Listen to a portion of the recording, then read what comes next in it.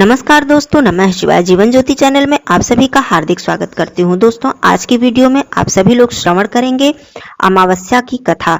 दोस्तों, अमावस्या तिथि हमारे धर्म में बहुत ही विशेष तिथि मानी जाती है। इस दिन पीपल पूजा करने से, पितरों की पूजा करने से, साथ ही भगवान विष्णु जी की पूजा करने से हमारे जीवन के तमाम कष्ट दूर हो जाते हैं, पितृ प्रसन्न होते हैं, पितृ दोष से मुक्ति मिलती है और पितरों का आशीर्वाद मिलता है। इस दिन पितरों के लिए तर्पण, दान इत्यादि करना चाहिए और इस दिन अमावस्या की पावन कथा का श्रवण करने से हमें पितरों का आशीर्वाद प्राप्त होता है। आइए श्रवण करते हैं अमावस्या की पावन कथा। पौराणिक कथा के अनुसार किसी नगर में एक राजा रहता था। राजा की रानी बहुत ही धार्मिक विचारों वाली थी। वह प्रतिदिन पूजा पाठ इत्यादि किया करती थी, साथ ही प्रत्येक अमावस्या तिथि पर अपने पितरों के निमित्त दान, तर्पण इत्यादि भी करती थी और अपने पितरों का स्मरण करके उनका आशीर्वाद प्राप्त करती थी।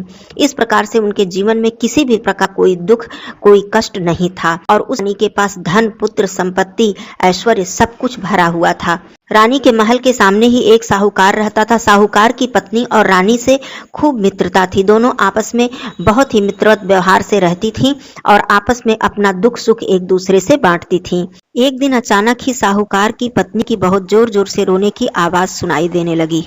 रानी घबरा गई और राजा से पूछी कि साहूकार की पत्नी क्यों रो रही है। इस पर राजा ने बताया कि साहूकार का पुत्र मर गया है और इसी कारण साहूकार की पत्नी रो रही है। बहुत ही बड़ा संकट उनके ऊपर आ पड़ा है। रानी ने अपने जीवन में किसी भी प्रकार का दुख नहीं देखा था, क्योंकि रानी के ऊपर देवी देवताओं और पितरों का विशेष आशीर्वाद था। रानी ने पूछा कि दुख क्या होता है। तब राजा ने कहा, जब किसी का पुत्र मर जाता है, यह कष्ट बहुत ही बड़ा कष्ट होता है, जिसे वही समझ सकता है जिसका कि पुत्र इस दुनिया में नहीं है। तब रानी ने अपने पुत्र को छत से नीचे फेंक दिया, लेकिन पितरों और देवी देवताओं के आशीर्वाद से उनका पुत्र सकुशल बच गया। उनके पुत्र का बाल भी बांका नहीं हुआ। इस प्रकार से रानी को उस दुख का आभास नहीं हो पाया। फिर रानी ने पूछा कि बताइए दुख क्या होता है। तब राजा ने रानी को जवाब देते हुए कहा कि जब पड़ोसी राज्य में युद्ध होगा और मैं उस युद्ध में अकेला जाऊंगा और उस युद्ध में मैं हार जाऊंगा और मारा जाऊंगा, तब तुम्हें मेरे मरने का समाचार मिलेगा। फिर तुम्हें पता चलेगा कि दुख और कष्ट क्या होता है।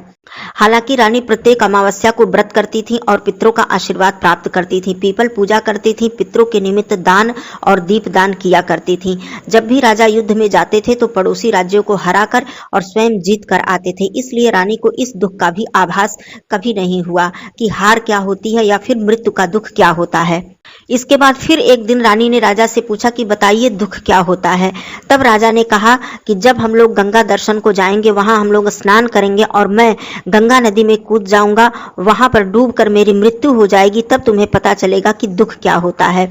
उधर भगवान शंकर जी कैलाश पर्वत पर बैठकर सब कुछ देख रहे थे और माता पार्वती से कह रहे थे कि आओ मैं तुम्हें सुखी आत्मा के दर्शन करवाता हूँ। इसके बाद भगवान शिव बकरे और माता पार्वती जी बकरी का रूप धारण करके एक बावली के पास घास चरने लगे। रानी ने उस बावली को देखकर कहा कि हम यहीं पर विश्राम करेंगे। इसी दौरान रानी ने महादेव और माता पार्वती जी की सारी बातें सुन ली, जिसमें महादेव और माता पार्वती जी आपस में बातें कर रहे थे कि रानी ने अमावस्या का व्रत किया है, उसने पितरों का आशीर्वाद लिया है, रानी से पितृगण प्रसन्न है, इसलिए रानी को इस जन्म में कोई भी दुख नहीं मिलेगा। सारी बातें सुनकर रानी को सब कुछ समझ में आ गया और उसने राजा को ये सारी बातें बताई। ऐसा माना जाता है कि अमावस्या का व्रत करने से, अमावस्या के दिन पितरों की पूजा करने से, पीपल पूजा करने से, साथ ही भगवान विष्णु जी की पूजा करने से और दीपदान करने से पितृ प्रसन्न होते हैं। हमें पितृ ऋण से मुक्ति मिलती है, पितृ दोष से मुक्ति मिलती है। जिसके जीवन में पितरों का आशीर्वाद होता है, उसके जीवन में किसी भी प्रकार का कष्ट, किसी भी प्रकार का दुख नहीं आता है। ऐसा ही उस रानी के साथ हुआ। रानी ने पूरी बातों को समझ लिया और अपने जीवन भर जब तक उसकी सांसें चली तब तक उसने अमावस्या का व्रत किया और साथ ही अपने पितरों का स्मरण करना बिल्कुल नहीं भूली। इस प्रकार से रानी को मोक्ष की प्राप्ति हुई और अगले जन्म में भी उसे सुख, संपत्ति, धन, धान्य सब कुछ प्राप्त हुआ। बोलिए पितृ देवता की जय। इस प्रकार से यह कहानी समाप्त होती है। दोस्तों, प्रत्येक अमावस्या पर हमें पितरों की पूजा अवश्य करनी चाहिए। हमें अपने जीवन से तमाम संकटों से छुटकारा मिलता है। कथा समाप्त होती है।